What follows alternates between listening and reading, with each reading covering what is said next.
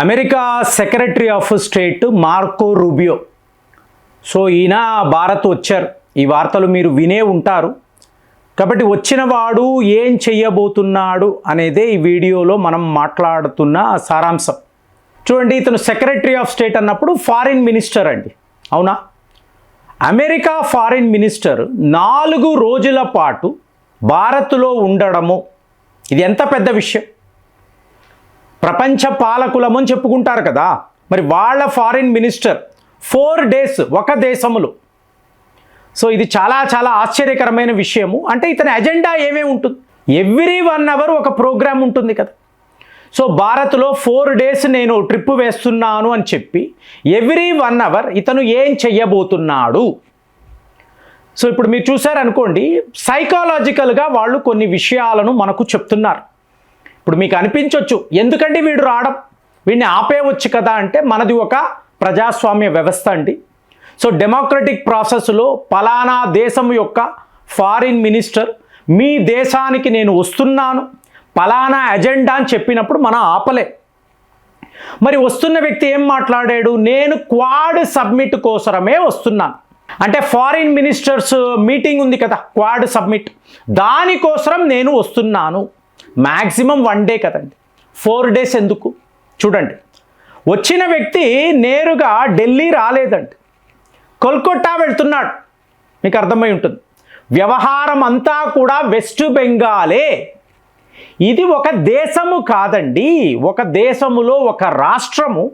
కానీ అమెరికా వాడికి వెస్ట్ బెంగాల్ ఎంత ముఖ్యమో చెప్పడానికి నేరుగా కోల్కతా వచ్చి మిషనరీస్ ఆఫ్ చారిటీ అంటారు, మదర్ తెరెసా గారి మీకు ఆశ్రమం, మీకు అక్కడ పేదవాళ్లకు ఆశ్రయం ఇవ్వడం.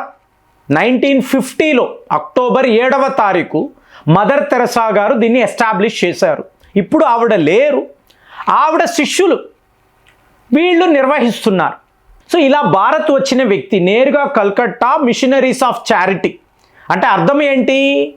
ఫారిన్ కాంట్రిబ్యూషన్ రెగ్యులేషన్ యాక్ట్ అని ఉంది కదా. అంటే ఎన్జిఓస్కి ఎక్కడెక్కడ ఏ ఏ దేశం నుంచి ఫండింగ్ వస్తుంది, దీనిని గమనించిన ప్రభుత్వము కొన్ని ఆంక్షలు విధించింది. కొంతమంది మీద శాంక్షన్స్ కూడా. అంటే మీరు పలానా దేశాల నుంచి ఫండింగ్ తెచ్చుకోకూడదని వాళ్ళ ఆస్తులను కూడా జప్తీ చేశారు. ఇప్పుడు పేద ముస్లింలు ఉంటారండి, వాళ్ళ కోసము గల్ఫ్ దేశాలు కాంట్రిబ్యూషన్ చేస్తారు, డొనేషన్లు పంపిస్తారు. వాళ్ళ చదువుల కోసము, వాళ్ళ జీవనోపాధి లైవ్లీహుడ్ బెటర్గా ఉండడానికి ఓకే, అందరూ ఒప్పుకుంటారు. కానీ మీకు అదే ఫండింగ్ని వీళ్ళు ఆయుధాల కోసము లేదా మాదక ద్రవ్యాల కోసం వాడుతున్నారు అనుకోండి, ఏ దేశము ఒప్పుకోదు కదా. అలాంటి ఆంక్షలు అనేవి ఇవాళ కూడా ఉన్నాయి. సో దీన్ని ఎవరు ఒప్పుకోరు, కానీ మీ దేశ రక్షణ కోసం మీరు చేసే తీరాలి. మరి ఇప్పుడు మిషనరీస్ ఆఫ్ చారిటీస్ వాళ్ళ మీద కూడా నిఘా పెట్టారు కదా. సో మార్కో రూబియో ఏం చెప్తున్నారు? అలా కాదు, మా క్రైస్తవ మిషనరీస్ మీద మీరు ఇలాంటి ఆంక్షలు విధించకూడదు. ఎందుకంటే భారత్లో అతి పెద్ద మిషనరీ అన్నప్పుడు ఇదే కదండి, కోల్కతాలో ఉండే మదర్ తెరెసా గారి ఆశ్రమమే కదా.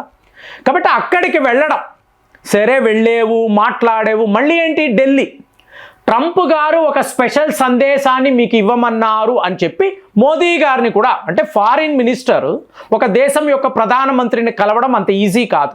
మోదీ గారు కూడా అపాయింట్మెంట్ ఇవ్వడము, కలవడం. ఇక్కడ ఒక త్రాచుపాము తిరుగుతుందండి, మీకు సెర్గియో గోర్ అంటారు. ఇతని పని ఏంటి? భారత్లో ఏం జరుగుతుంది మినిట్ బై మినిట్ ఈ వివరాలను సేకరించడము, అమెరికా దాకా పంపించడం. ఇప్పుడు మార్కో రూబియో వచ్చారు అంటే ఇది స్టేట్ విజిట్ కాదండి, మనము అతన్ని పిలవలేదు, అతనికి అతనుగానే వస్తున్నాడు కాబట్టి మన వాళ్ళు ఎవరు వెళ్ళలేదు. సెర్గియో గోర్ అక్కడ ఉన్నాడు. సో నా ఫ్రెండ్ వచ్చాడు, మేము కల్కట్టా వెళ్తున్నాము, ఇలాగ మిషనరీస్ ఆఫ్ చారిటీకి వెళ్ళాము, అక్కడ నుంచి ప్రధానమంత్రిని కలిసాము, ఇలా వరుసగా అతని ప్రోగ్రామ్ని అంతా ఇతను చెప్తున్నాడు. ఇప్పుడు మీరు దీన్ని కీన్గా అబ్జర్వ్ చేశారు అనుకోండి, మొన్న ట్రంప్ గారు చైనా వెళ్ళాడు కదా. సో వ్యాపారం, ఇప్పుడు ఈలాన్ మస్క్ని ఉత్తినే తీసుకెళ్ళాడు కదండి, అక్కడ వ్యాపారం. అలాగే మీకు పెద్ద పెద్ద బ్లాక్ రాక్, బ్లాక్ స్టోన్ సీఈఓలు కూడా ఉన్నారు. ఈ వ్యాపారాలు చేస్తున్నప్పుడు అమెరికాకు అనుకూలంగా, అంటే ఒక యుద్ధము వాళ్ళు చేస్తున్నారు అనుకోండి, ఈ యుద్ధములో మాకు వచ్చే లాభాలు ఏమిటి అంటే అమెరికాలో వ్యాపారము అంటేనే యుద్ధమే కదండి, ఎన్నిసార్లు మాట్లాడాం. సో వాళ్ళు ఏం చేస్తారు, వాళ్ళ దగ్గర ఉండే ట్రెజరీ డిపార్ట్మెంట్ వద్ద ఇంతంత అమౌంట్ అంటూ తీసుకుంటారు, యుద్ధాలు చెయ్యాలి కదా అని చెప్పి. ఈ డబ్బుని మిలిటరీ కాంప్లెక్స్కి ఇస్తారు, వాళ్ళు అక్కడ వ్యాపారాలు చేసుకుంటారు. ఇదే మెథడ్ కదండి. మరి డబ్బు ఎవరిది? అమెరికన్స్ది కాదు. ఎవరైతే ట్యాక్స్ పేయర్స్ డబ్బులు కడతారో వాళ్ళది టోటల్గా వేరే రకంగా వాళ్ళు వాడతారండి.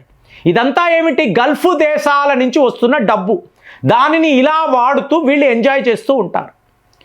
ఇప్పుడు మీకు మార్కో రూబియో వచ్చినప్పుడు అందరూ ఏం మాట్లాడారు అంటే అపాచీ హెలికాప్టర్స్ ఉన్నాయి కదా, అలాగే F-35 విమానాలు మీరు మా దగ్గర కొనుక్కోండి, మళ్ళీ మన ఫ్రెండ్షిప్ను కొనసాగిద్దాము, ఇలాగా కాంప్రమైజ్ కోసం వచ్చాడు అంటారు. అమెరికాతో అలాంటివి ఏమీ ఉండవండి.